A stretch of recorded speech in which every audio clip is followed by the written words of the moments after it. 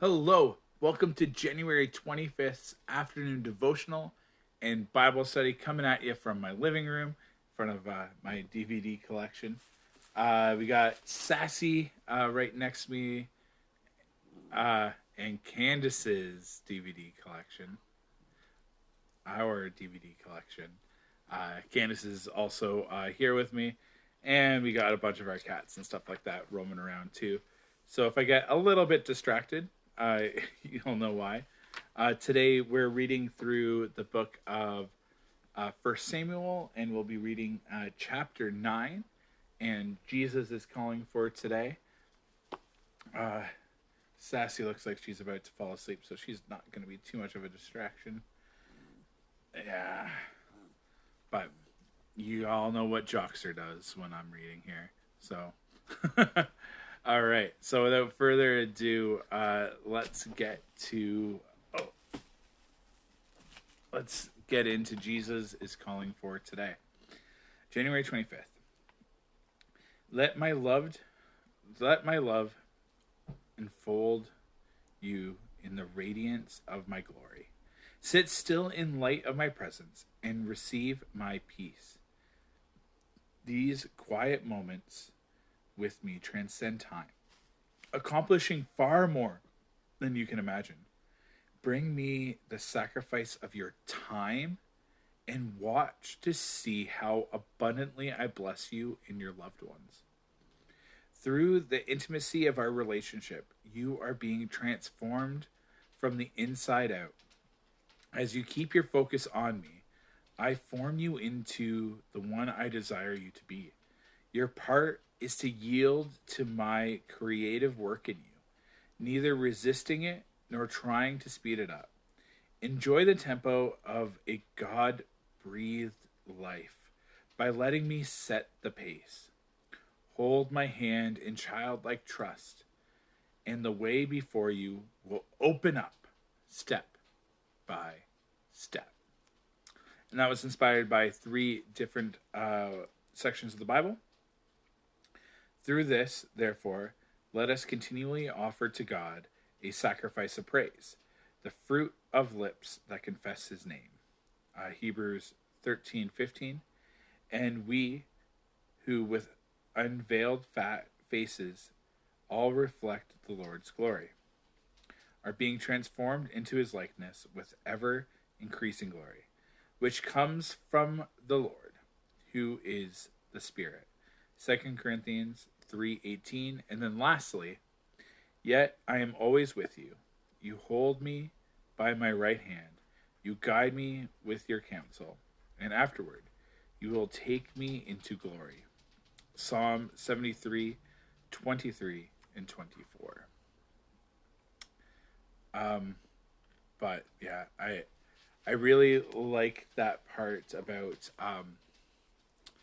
sacrifice your time to him. In a world where we've equated time equals money, time equals wealth, time might be the most important thing because it's something that we don't really know how much we have, but we all have a limited supply of.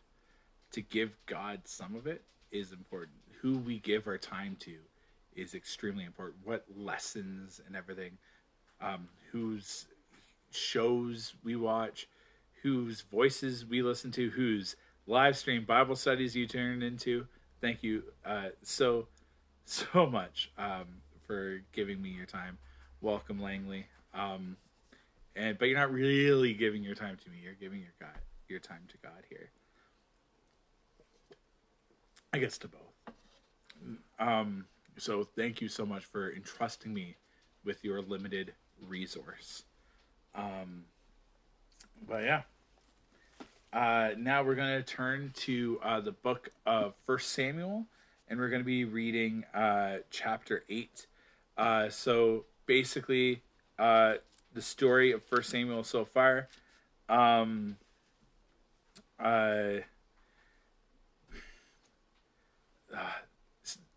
Israel saw their darkest day when they lost a battle and they lost their God in the Ark of the Covenant. To the Philistines. The Philistines captured the Ark of the Covenant and everywhere they tried to hide it, to store it, to keep it, it ended up causing great trouble, deaths, plagues, tumors. So then they sent it back to the Israelites, and it didn't seem like it made it all the way. That was a weird thing. That I'm like, wait, what? Anyways, then Israel was like, we want a king. Look at all these other people around us. We want a king. Look at how their kings run things, the respect that they get. They look at us and they think that they can just take us over because we don't have a king. Totally like forgetting that like the Philistines and everyone are terrified when they show the Ark of the Covenant because they feel like, oh great, now they're getting the gods to fight on their behalf. And God gives them a warning like, hey, if you want a king, I'll give you a king, but it's not going to end good for you. Like, look at all these troubles that all these other people have. You're only seeing one side of the story. But here's the other side of the story. Here's what's going to happen. Here's what's going to happen to you, your things, your people, your sons, your daughters, your families, your neighbors. All this other negative consequences are going to happen because of it. But yeah, you'll have a king, and the others around you will look at you with a little bit more respect. What do you want? And the people chose a king. And that is where our story continues. Oh, and with that too, God said to Samuel, they're not rejecting you, Samuel. They're rejecting me. And I think that's a pretty significant thing because a lot of times we can take a lot of this stuff kind of personally when we share about God and someone rejects it. Oh, is it me? Is it me? Is it me? Well, no. Are they rejecting Christ? And then you got to ask yourself, who are you really following? That was the confirmation that Samuel was following God. All right. So now that the review mirror is done, we're going to look straight ahead into 1 Samuel chapter 9. Let's go. Saul meets Samuel.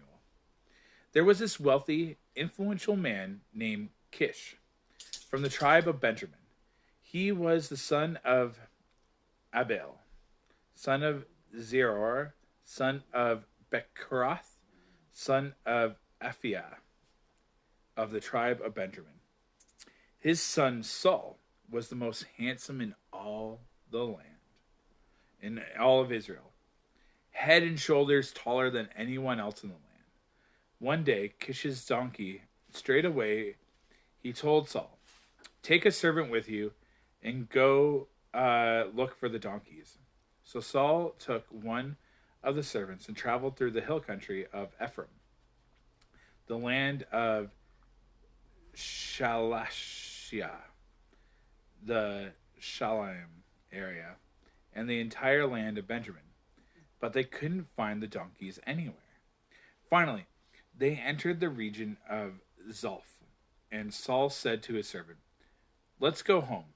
By now my father will be more worried about us than about the donkeys." But the servant said, "I've just thought of something. There is a man of God who lives here in this town. He is held in high honor by all the people because everything he says comes true. Let's find him. Perhaps he can tell us which way to go." "But we don't have anything to offer him," Saul replied. "Even our food is gone. We don't have a thing to give him." "Well," the servant said, "I have one small silver piece. We can at least offer it to the man of God and see what happens." In those days, people wanted a message from God. They would say, "Let's go ask the seer." For prophets used to be called seers. "All right," Saul agreed. "Let's try it." So they started to the town where the man of God lived. As they were climbing the hill to the town, they met some young women coming out to draw water. So Saul and his servant asked, "Is the seer here today?" "Yes," they replied. "Stay right on this road, He is at the town gates. He has just arrived to take part in a public sacrifice at the place of worship. Hurry, catch him before he goes up there to eat. The guests won't begin eating until he arrives to bless the food." So they entered the town as they passed through the gates. Samuel was coming toward them to go up to a place of worship. Now the Lord told Samuel the previous day, "About this time tomorrow I will send a young man from the land of Benjamin. Anoint him to be leader of my people Israel. He will rescue them from the Philistines, for I have looked down on my people in mercy and have heard their cry." When Samuel saw Saul, the Lord said, "That's the man I told you about. He will rule my people." Just then, Saul approached Samuel at the gateway and asked, "Can you please tell me where the seer's house is?" "I am the seer," Samuel replied. "Go up to the place of worship ahead of me. We will eat together, and in the morning I'll tell you what you want to know and send you on your way. And don't worry about those donkeys that were lost 3 days ago, for they have been found, and I am here to tell you that you and your family are the focus of Israel's hopes." Saul replied, "But I'm only from the tribe of Benjamin, the smallest tribe in Israel, and my family is the least important of all the families of that tribe.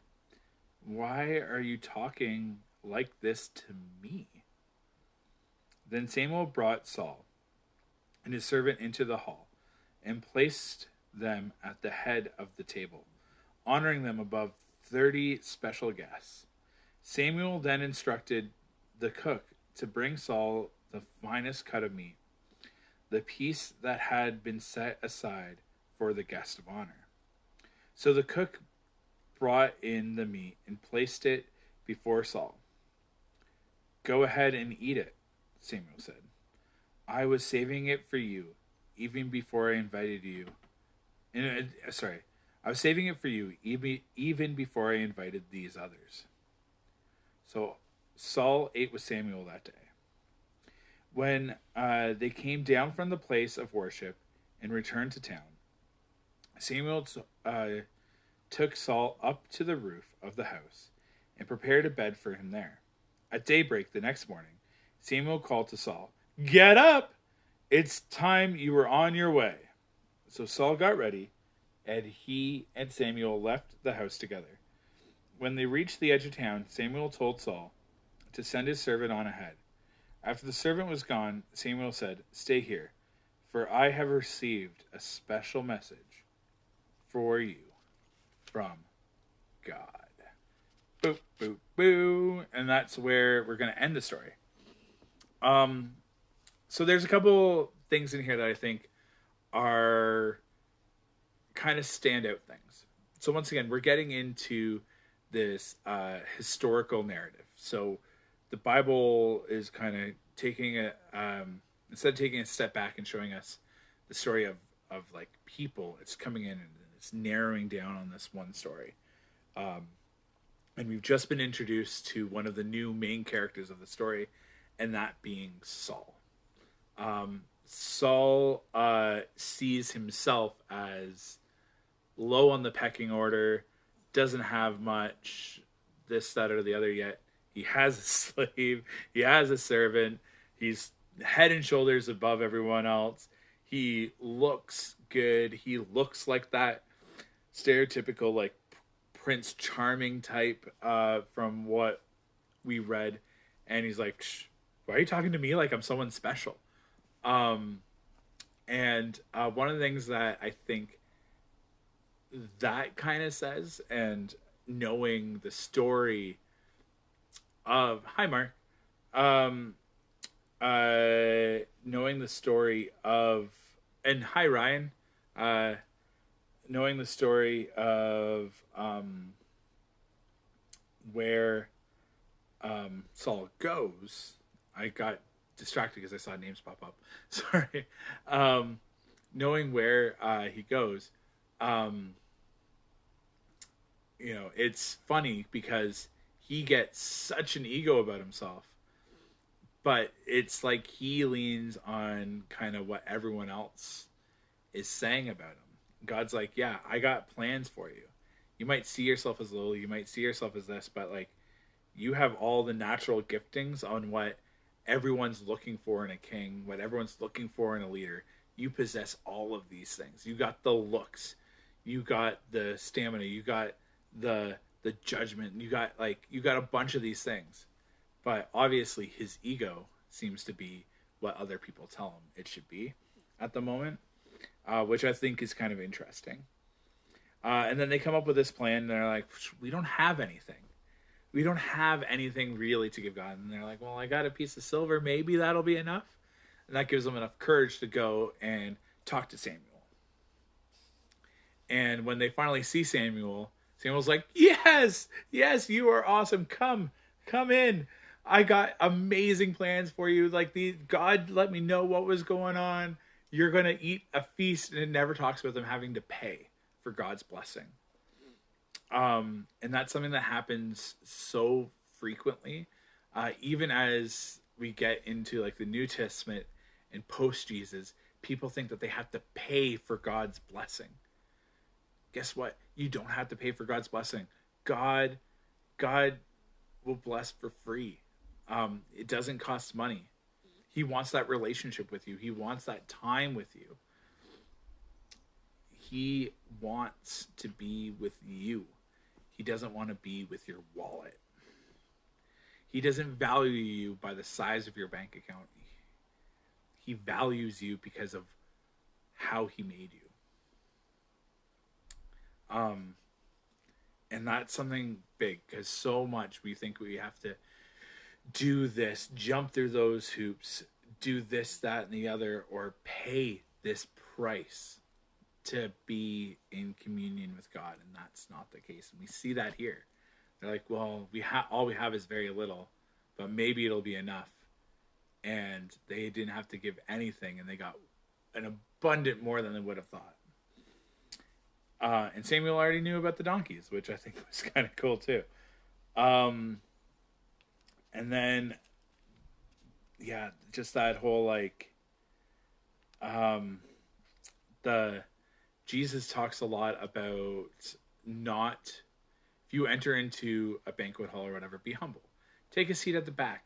Take a seat, not near the seat of honor. If you feel like you should be in a place of honor, how much more honoring is it for the host to come and grab you and be like, no, you're going to sit up here with everyone, rather than you taking a seat of honor than being told, no, you got to go to the back. Right now we're honoring these people. That'd be humiliating, right? So he's like, be humble. Don't put people in those awkward situations. And here is, Saul coming in, and he sees himself in that low, humble place. And Saul brings him up to be the guest of honor. And something else that I thought was really cool, and I'm surprised it didn't foreshadow Christ, is that whole idea of I've prepared this place for you even before you knew it. I set this aside for you before I even invited the others. God has plans for you, ones that you might not even know. Before you even realized he was calling you, he had plans. He knit you together in your mother's womb. He has plans for you. Plans not to harm you, but to give you a hope and a future. There was one, yes. This is the other thing that I thought was cool, and I'm really surprised they didn't foreshadow, this wasn't written in blue.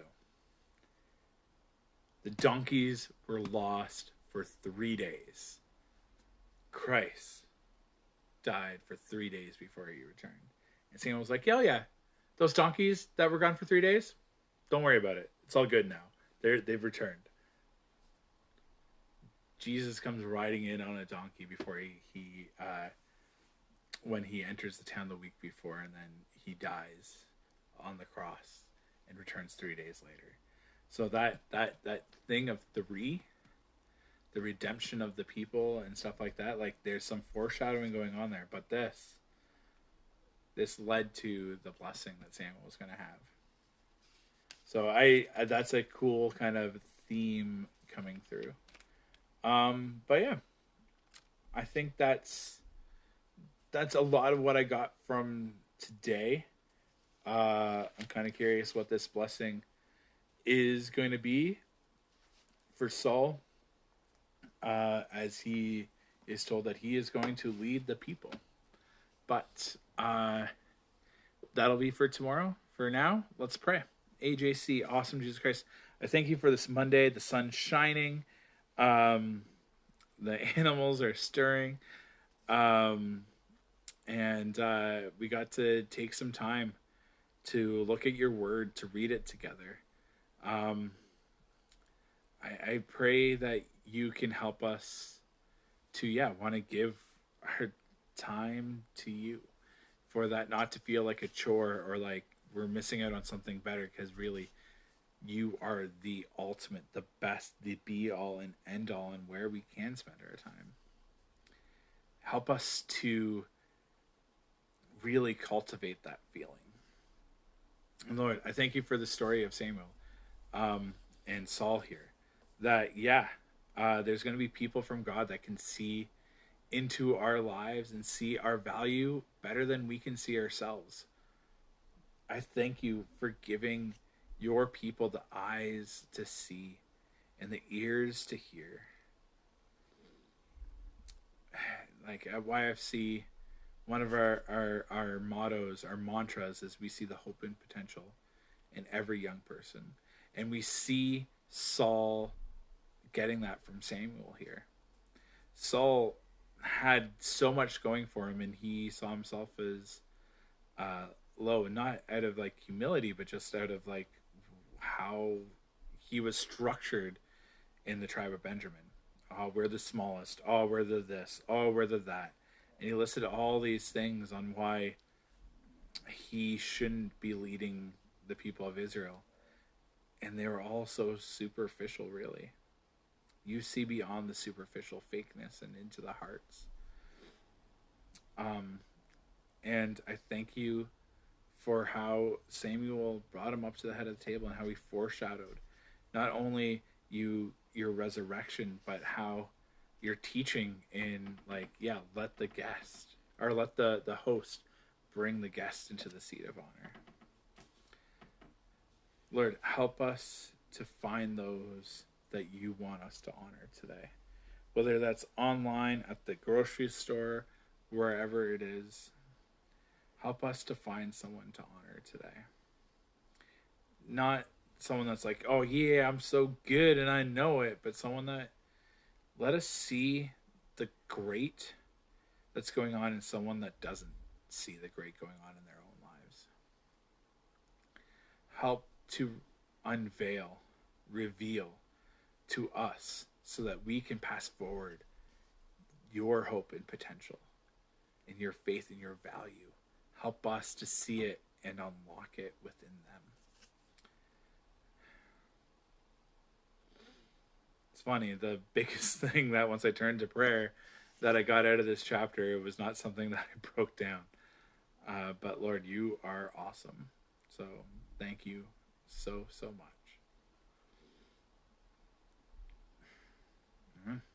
All right.